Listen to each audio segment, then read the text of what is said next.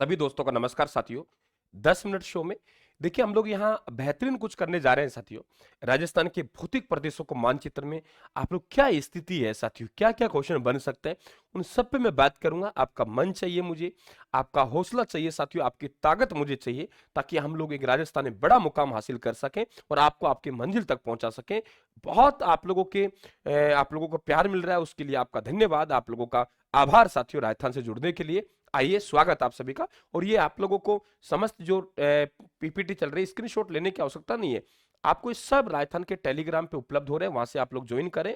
और दूसरी बात यह है बेटा कि अगर कोई विद्यार्थी राजस्थान जीके पढ़ना चाहता है तो मात्र 299 रुपए में आप लोगों को राजस्थान जीके का फाउंडेशन बैच राजस्थान के ऐप पे उपलब्ध है। Thank you. आइए देखिए, हमारे जो भौतिक प्रदेश है ना मित्रों, वो सबसे पहले आपको मालूम होना चाहिए। हमारे पास में जो अवशेष है, वो या तो हमारे पास अंगारा लैंड के हैं। देखिए, अगर अंगारा लैंड का कोई अवशेष है, क्या कहा मैंने, अंगारा लैंड का कोई अवशेष है, तो अंगारा लैंड से ध्यान रखें, आप पथरीला भाग बना है। या तो हम लोग करें पर्वत, और पर्वत हमारे पास कौन सी है, अरावली पर्वतमाला है। कौन सी है? अरावली है। और यह हमारे पास में दक्षिणी पूर्वी पठारी भाग है। तो ये ध्यान रखें आप लोग, दक्षिणी पूर्वी पठारी भाग है, यानी ये जो आपके चट्टानी भाग है, ये किसका अवशेष रहेगा? ये अंगारा लैंड का अवशेष रहेगा। और एक हमारे पास 33 महासागर है। अब भाई महासागर है, इसमें तो आप लोगों के दलदल आएगा, मिट्टी आएगी, थोड़ा कंक्रीट आएंगे और फिर वो बनेगा। तो इससे कोई पर्वत थोड़ी बन सकते हैं। इससे तो भाई दो ही चीज बन सकती हैं, या तो आप लोगों का मैदान बन सकता है, यानी राजस्थान का पूर्वी मैदान, राजस्थान का पूर्वी मैदान मैदान बन सकते हैं, या आप लोगों के क्या बन सकते हैं, हम लोग बात करेंगे आप लोगों के मरुस्थल बन सकते हैं। तो एक तो सवाल आप लोगों के सीधा सीधा बन गया कि बताइए आप लोगों के अरावली पर्वतमाला किसका अवशेष है, दक्षिणी पूर्वी पठारी भाग किसका अवशेष है, 33 महासागर किसका अवशेष, पूर्वी मैदान और मरुस्थल किसका अवशेष है। अब देखो, सबसे पहले हमारे पास पर्वत बने, ये ध्यान रखें। सबसे पहले क्या बने बेटा? पर्वत बने। और दूसरे नंबर पे बात करें हम लोग, फिर हमारे पास पठार बने। और तीसरे नंबर पे हमारे पास मैदान बने। और चौथे नंबर पे मरुस्थल तो आज ही बन रहा है हमारा। सबसे बड़ा भौतिक प्रदेश है, ये है आप लोगों के 61.11% यहाँ आप लोगों के क्षेत्रफल है, और 40% यहाँ जनसंख्या निवास करती है। क्लियर? पूरी मैदान में आप लोगों के 23% आप लोगों क्षेत्रफल है, और 39% जनसंख्या निवास करती है। इसका मतलब जनसंख्या घनत्व तो यहाँ ज्यादा है। अरावली पर्वतमाला आप लोगों के 9% में है, जनसंख्या आपके 10% है। दक्षिणी पूर्वी पठारी भाग है 6.89% में, जनसंख्या आपके 11% में। एक तो आप लोगों को ये पूरी तरीके से मालूम होना चाहिए। दूसरी बात आप देख रहे हो कि हमारे पास ये जो इलाका है, यहां से यदि आप लोग देखेंगे तो इस तरीके से इस इलाके से इस इलाके देखते चलेंगे आप लोग। यहाँ यहाँ हमारे पास यहाँ देखेंगे, ये हमारे पास में थार का मरुस्थल है। और ये आप गौर से देखना, यहाँ में ये इस तरीके से ये आप लोगों के अरावली है। अरावली बीच में आके थोड़ी सुकड़ जाएगी और फिर इस तरीके से फैलेगी। ये आपके अरावली पर्वतमाला है। अब अरावली पर्वतमाला को भी हम लोग 3 भागों में डिवाइड कर देते हैं। एक तो ये कर देते हैं, एक ये कर देते हैं। यानी ये जो अरावली है आप लोगों की इधर वाली, ये अरावली को हम लोग बोलते हैं आप लोगों के उत्तरी पूर्वी अरावली। कौन सी अरावली? उत्तरी पूर्वी अरावली बोलते हैं इसको। और नीचे की बात करेंगे, इसे हम लोग मध्यवर्ती अरावली बोलते हैं। क्या बोलते हैं बेटा? मध्यवर्ती अरावली बोलते हैं। और नीचे की तरफ ये है हमारे पास में, इसे दक्षिणी अरावली बोलते हैं। कौन सी बोलते हैं? दक्षिणी अरावली बोलते हैं। अरावली का जो सर्वाधिक विस्तार है, वो सर्वाधिक विस्तार आप लोगों की इसी अरावली में है, ये ध्यान रखें आप लोग। दूसरा, हमारे पास एक 50 सेंटीमीटर की वर्षा रेखा है। वो 50 सेंटीमीटर की वर्षा रेखा है, ये क्या करेगी? थार के मरुस्थल को आप लोगों के अरावली के बिल्कुल बीचों बीच गुजरती है। इसके बाद बेटा बात करें, हमारे पास ये थार का मरुस्थल, थार के मरुस्थल को भी हमारे पास एक वर्षा रेखा है 25 सेंटीमीटर की, वो 2 भागों में डिवाइड कर देती है। ये 25 सेंटीमीटर की वर्षा रेखा है।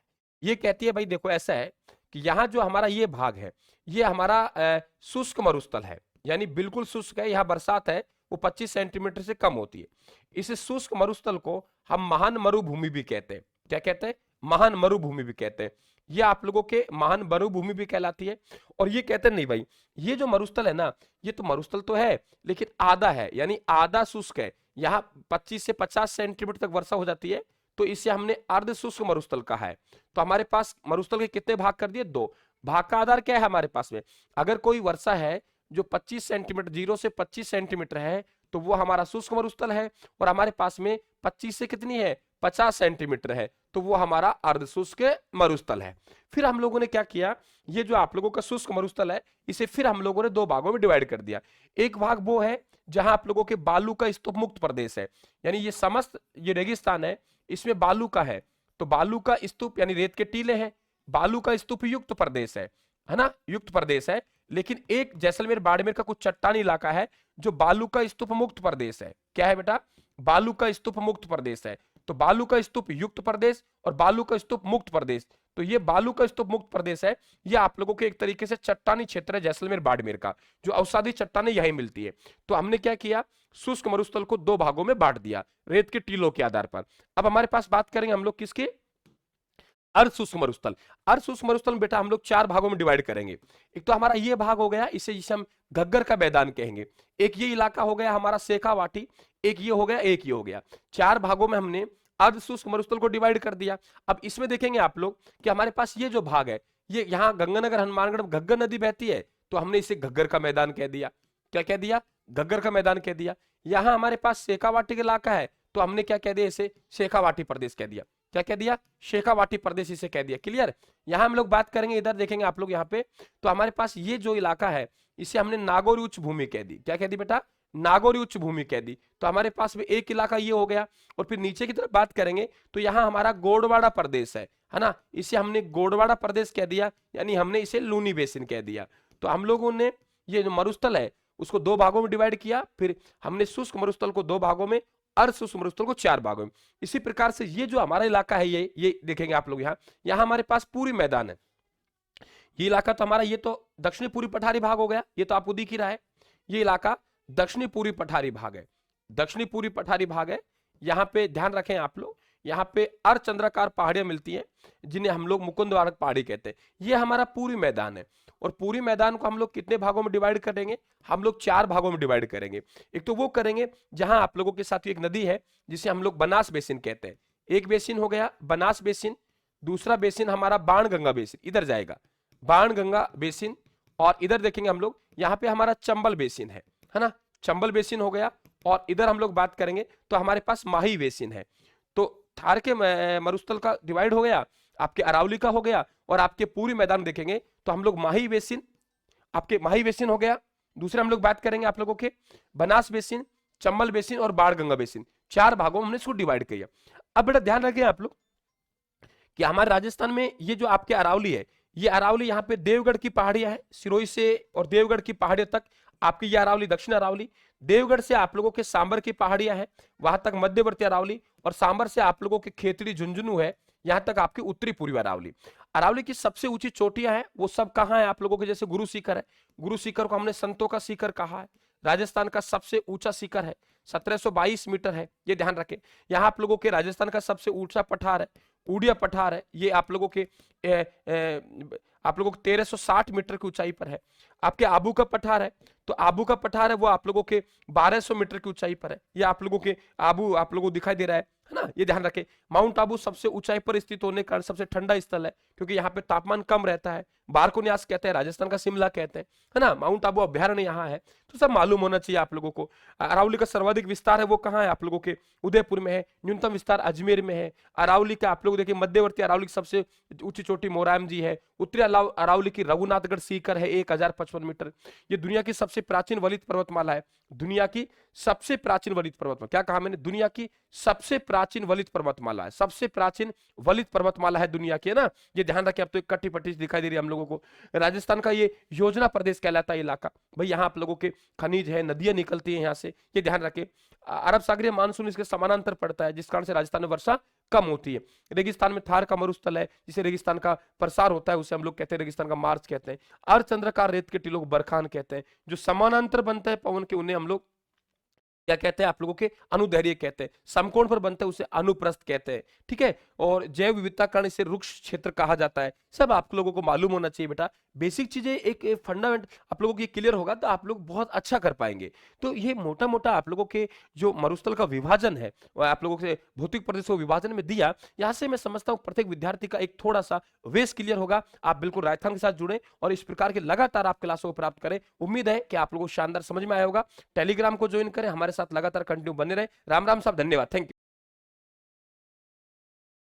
प्यारे साथियों को फिर से नमस्कार। एक बार 10 मिनट शो में आपका फिर से स्वागत। साथियों हम लोग बात करने जा रहे हैं अरावली पर्वतमाला। बिल्कुल अरावली पर्वतमाला जो आप 2 से 3 घंटे में पढ़ते हैं साथियों। इंपॉर्टेंट फैक्ट, मात्र आपको 10 मिनट में देके जा रहा हूं। जो गृहिणियां हमारी सोचती है, हमारी माता बहन, सर समय नहीं मिलता, आपका भाई खड़ा है आपके सामने, समय ही समय है, आप तो बस थोड़ा समय दे दो मुझे और उसके बाद आराम से एग्जाम पास करो।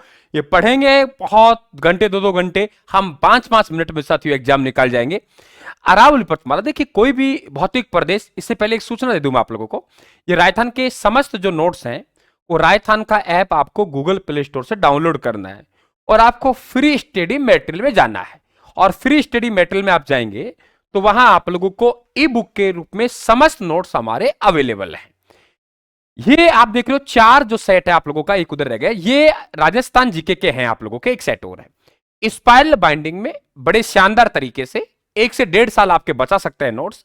पहले जाइए आप राजस्थान के ऐप पर, वहां कोई पैसा नहीं लग रहा, फ्री वाला सामान दिखा रहा हूं, ठीक है, आराम से पढ़िए, महीने 2 महीने मन करे तब मंगवा लेना, आ जाइए क्लास में। मित्रों कोई भी भौतिक प्रदेश है वो किसी न किसी का अवशेष है। हमारे राजस्थान में दो ऐसे अवशेष, 2 के अवशेष है, एक गोंडवाना लैंड के और एक हमारा 33 महासागर का। 33 महासागर ने या तो मरुस्थल बनाए या मैदान बनाए। अगर पठार और पहाड़ों का नाम आता है तो वो गोंडवाना लैंड का अवशेष है। तो कहने का मतलब अरावली पर्वतमाला और दक्षिणी पूर्वी पठारी भाग हाड़ौती वाला वो गोंडवाना लैंड का अवशेष है। पहले साथियों पर्वत बने, फिर पठार बने, फिर मैदान बने, फिर मरुस्थल। राजस्थान का सबसे प्राचीन भौतिक प्रदेश पर्वत यानी अरावली पर्वतमाला है, दूसरे नंबर पे हाड़ौती का पठार है, तीसरे नंबर पे हम लोग बात करें तो पूरी मैदान है और चौथे नंबर पर थार का मरुस्थल है। ठीक है, और अरावली सबसे वलित पर्वतमाला है। तो सबसे पहला सवाल बनता है हमारा कि अरावली किसका अवशेष है। पहला सवाल यही बनता है, अरावली किसका अवशेष। आप सुनते जाना, मैं बोलने का ढंग मेरा ऐसा रहेगा कि आपके दिमाग में छापता हुआ चलूंगा, बस मेरी बात को सुनते जाना आप लोग, ज्यादा दिमाग मत लगाना। बस अवशेष गोंडवाना लैंड का, राजस्थान का सबसे प्राचीन भौतिक प्रदेश है। वलित का मतलब टूटी फूटी कि घिस गई है, तो वलित पर्वतमाला है।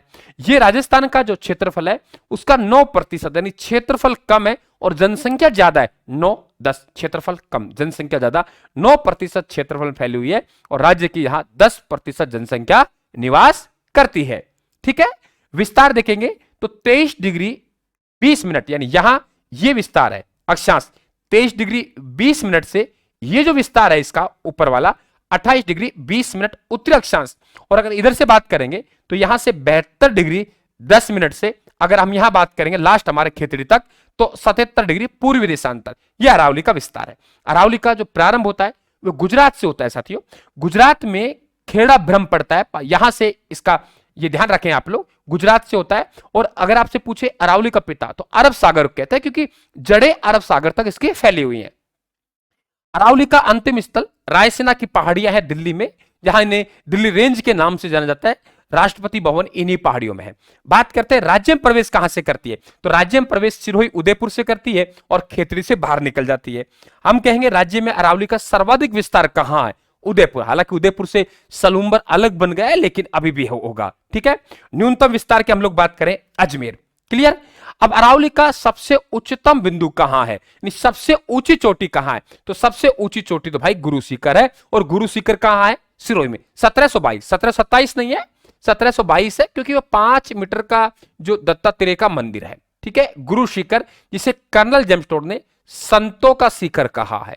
क्या कहा है भाई, संतों का शिखर कर्नल जेम्सटोन ने कहा है। अरावली का निम्नतम बिंदु पुष्कर घाटी अजमेर। साथियों यहां आपको रोकने चाहूंगा मैं कि 2 प्रकार की बातें हैं यहां पे। अरावली का सबसे निम्नतम बिंदु और राजस्थान का सबसे निम्नतम बिंदु, दोनों में फर्क है, दोनों में फर्क है।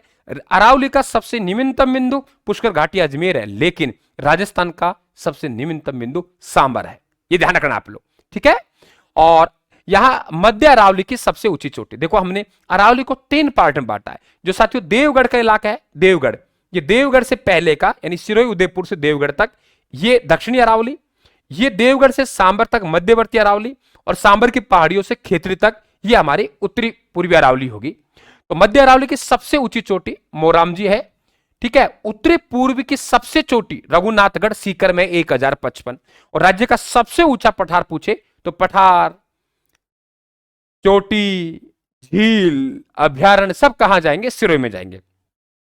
तो सबसे ऊंचा पठार उड़िया पठार। अरावली पर्वतमाला की कुल लंबाई 692 है, इसका 80% भाग राजस्थान में है, यानी राजस्थान में 550 है। अगर अरावली की हम समुद्र तल से एवरेज ऊंचाई की बात करें औसत ऊंचाई की बात करें तो ध्यान रखें आप लोग 930 मीटर है। अरावली पर्वतमाला अरब सागरीय मानसून के समानांतर है। यह भी वजह है कि राजस्थान में वर्षा कम होती है, यानी मानसून आएगा और इस तरीके से यहां पे अरब सागरीय मानसून के समानांतर निकल जाएगा। यह वजह है कि यहां वर्षा कम होती है। सबसे आर्द्र स्थल की बात करें माउंट आबू, क्योंकि जैसे आपने पढ़ा होगा समुद्र तल से जितना हम ऊंचाई पर चलेंगे तापमान कम होगा। 165 मीटर की ऊंचाई पर चलेंगे, पहाड़ी पर चढ़ेंगे, तापमान क्या होगा, कम होगा, और कुएं में उतरेंगे तापमान बढ़ेगा।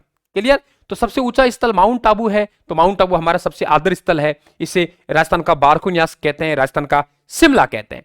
तो साथियों इस प्रकार से अरावली को आपको पढ़ाया मैंने। चोटियों के अलग से बात करेंगे, पहाड़ियों के अलग से बात करेंगे। इस प्रकार का आप लोगों को 10 मिनट शो मिलता रहेगा। आते रहें, आप देखते रहें, चाय चाय में आप लोग मजा लेते रहें, मस्त रहें आप लोग। वो पढ़ेंगे 2-2 घंटा, हम पढ़ेंगे 10-10 मिनट, लेकिन हम उनसे आगे होंगे, आगे होंगे हम उनसे, वादा है साथियों। पीडीएफ टेलीग्राम से प्राप्त करेंगे, और पीडीएफ की जरूरत ही कहां है, आप लोग ऐप पे जाइए, डायरेक्ट ई बुक पढ़िए, मजा मारिए साहब। धन्यवाद, राम राम साहब।